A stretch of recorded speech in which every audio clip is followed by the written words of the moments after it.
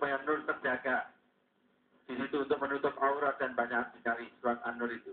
Tapi singkatnya dengan pertanyaan tadi, bagaimana memang orang ini selalu dalam keadaan nur. Di bawah matahari ada bulan, itulah para nabi. Cahayanya sebagaimana bulan. Di bawah nabi ada para sahabat.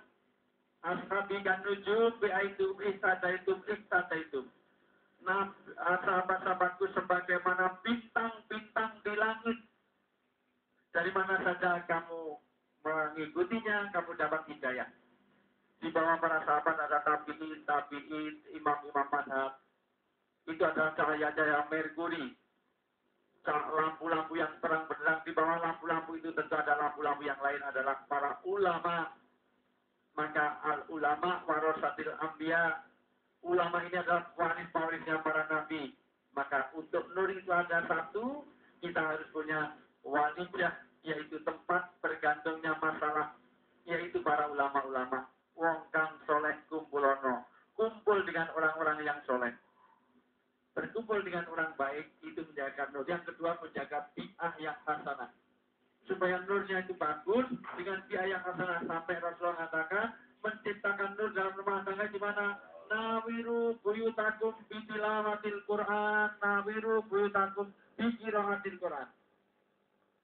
Dengan orang membaca Quran, ternyata itu memancarkan nur. Karena jarang orang berbuat maksiat itu dengan bacaan Quran dulu. Sebaik-baik tempat adalah di masjid, maka masjid banyak dibaca Quran, maka memancarkan nur. Sejelek-jelek tempat adalah diskotik, waktu itu di pasar. Sekarang di diskotik insya Allah tidak dimulai dengan bacaan Quran. Baik, sebelum lagu pertama kita dengarkan, kita baca dulu, kalau bayu ilahi tidak ada. Tidak ada nur. Wah, ini diskotik syariah, diskotik Islami tidak ada. Jadi masuknya tok-tok, assalamualaikum, waalaikumsalam, biar nur. Lagunya kok tidak perdamaian. Jadi nanti mabuk tapi Islami, jadi alhamdulillah, masya Allah. Tidak ada. Di situlah ada kegelapan, maka biasanya itu kegelapan malam, sampai kita disuruh berdoa dari kegelapan malam.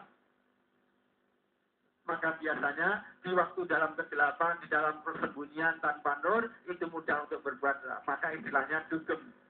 Orang dugem jarang di siang hari. Dugem tahu ya? Dunia gemerlap itu. Bukan dugem itu naik bajai itu duduk gemetar. Enggak ya? Nah, dunia dugem tidak memancarkan nur. Salah satunya membakar bi'ah hasanah. Kemudian fitnah, yaitu membawa teman-teman yang baik. Insya Allah kalau teman-teman kita sering ke masjid begini, Masya Allah.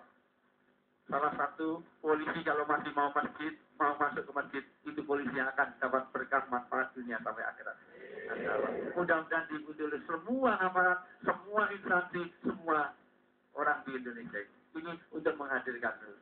Yang berikutnya, silakan. Assalamualaikum warahmatullahi wabarakatuh. Waalaikumsalam warahmatullahi wabarakatuh. Mohon izin bertanya Pak Ustaz. Silakan. Ya. Mengenai tema kita kan An-Nur ya. An-Nur ya. Dulu Nabi kita Nabi Muhammad SAW pernah berdoa, ya Allah, jadikanlah hatiku ini cahaya, pendengaranku ini cahaya, Iya. penglihatanku cahaya, Penglihatan cahaya, pikiran cahaya, kalau perlu wajah cahaya, rambut cahaya terus ya. kanan. Kalau rambut bercahaya itu berarti sudah tua, sudah mulai meninggalkan dunia hitam, berarti berubah. Ya, gimana? Cahaya, kiri cahaya. Ya, pertanyaannya. Ya. Nah, makna dari doa Nabi tersebut itu apa Pak Ustaz? Iya. Pertama, Rasulullah itu kalau berdoa pasti bermakna kebaikan. Karena Nabi itu wa mayantiqu 'anil hawa. Rasulullah itu tidak pernah bernatik, berlogika, berbicara, bertindak berdasarkan nafsu. Maka semuanya jadi petunjuk. Maka doa-doanya saja punya pengaruh. Supaya di depannya cahaya, di belakangnya cahaya, di atasnya cahaya, di bawahnya cahaya. Karena orang itu kalau dalam keadaan cahaya, maka mudah membedakan yang baik. Dan itu penting.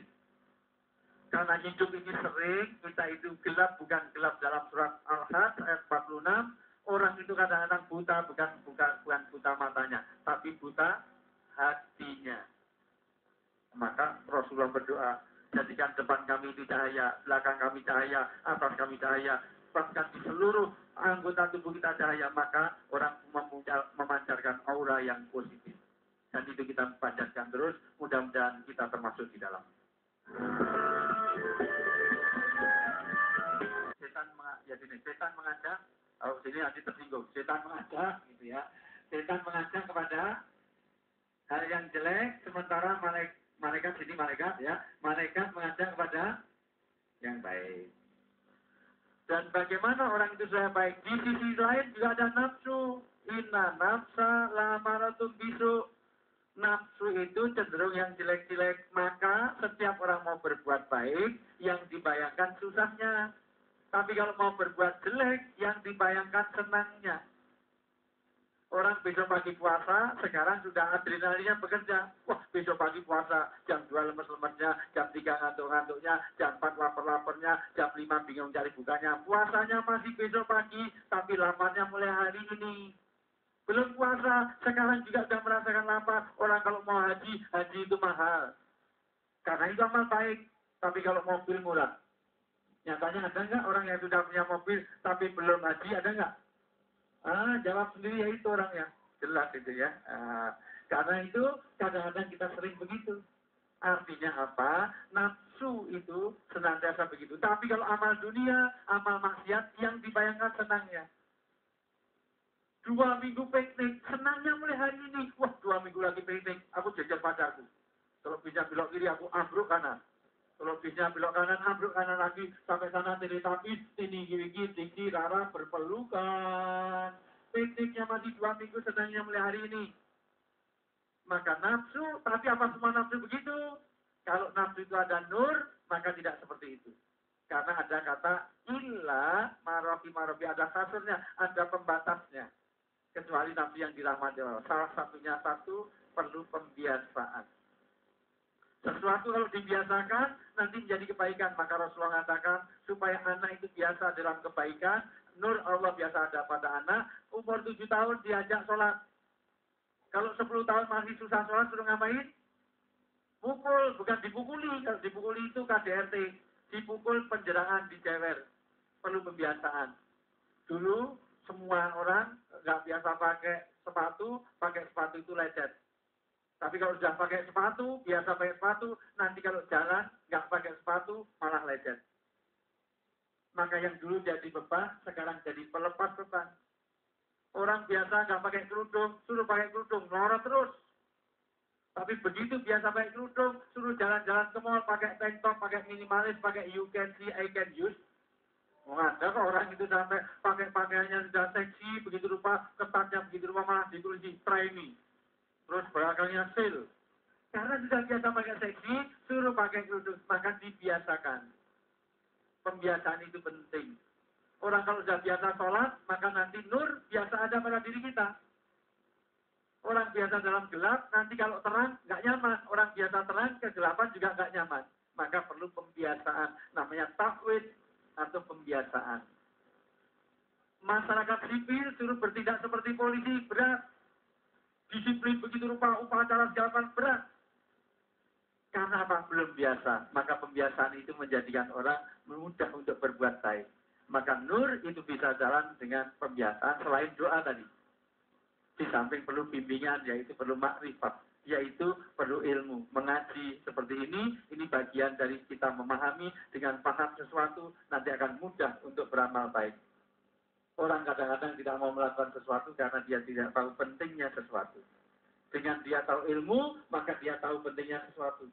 Orang itu tahu pentingnya ijazah. Ijazah itu padahal cuma kertas. Maka antri dari malam hari mengambil formulir. Melek semalaman supaya bisa masuk di perguruan tinggi. Dia sampai SKS sistem kebut semalam. Semuanya pakai minum pil koplo, minum pil ini biar bisa melek semalaman. Bisa melek, tapi begitu ngerjakan cuma melek, sudah nggak bisa apa-apa.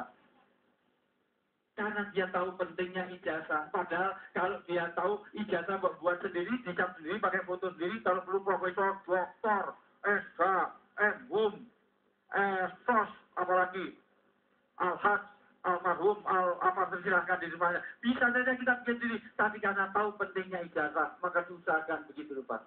Orang kalau tahu pentingnya sesuatu, ternyata itu juga membuat orang menjadi amal baik. Maka Allah mengembirakan dengan surga. Inilah yang mengembirakan kita. Mudah-mudahan kita terjaga atas. Mari kita akhiri dengan doa. Doa tidak terkabul kalau hati kita kosong, maka isi hati kita masing-masing. Dua kita. Jangan lupa orang tua kita untuk kita doakan bersama. Bismillahirrahmanirrahim. Warhamhum kama rabbayana shighara. Rabbana hab lana min azwajina wa dhurriyyatina qurrata a'yun waj'alna lil muttaqina imama. Rabbi habli minas sholihin. Rabbi habli minas sholihin. Allahumma inna nas'aluka salamatan fid din, mu'afiyatan fil jasad, wa barakatan fil rizqi, wa ziyadatan fil ilmi, wa taubatan qabla maut, wa rahmatan indal maut, wa maghfiratan ba'dal maut. Allahumma habib alaina fi sakatil maut wa najatan minan nar wal fawza indal hisab. Rabbana atina fid dunya hasanah wa fil akhirati hasanah wa qina adzabannar. Waqina adzabannar, waqina adzabannar. Subhana rabbil izzati amma yasifun. Wassalamun alal mursalin. Walhamdulillahirabbil alamin. Kurang lebihnya mohon maaf, mudah-mudahan keberkahan, kemanfaatan senantiasa dicurahkan kepada pemirsa semuanya, semua jamaah di Al-Kautsar Polda Metro Jaya ini, mudah-mudahan hidup kita senantiasa Allah berkahi dunianya sampai akhiratnya. Kurang lebihnya mohon maaf, assalamualaikum billahi taufiq wal hidayah. Assalamualaikum warahmatullahi wabarakatuh.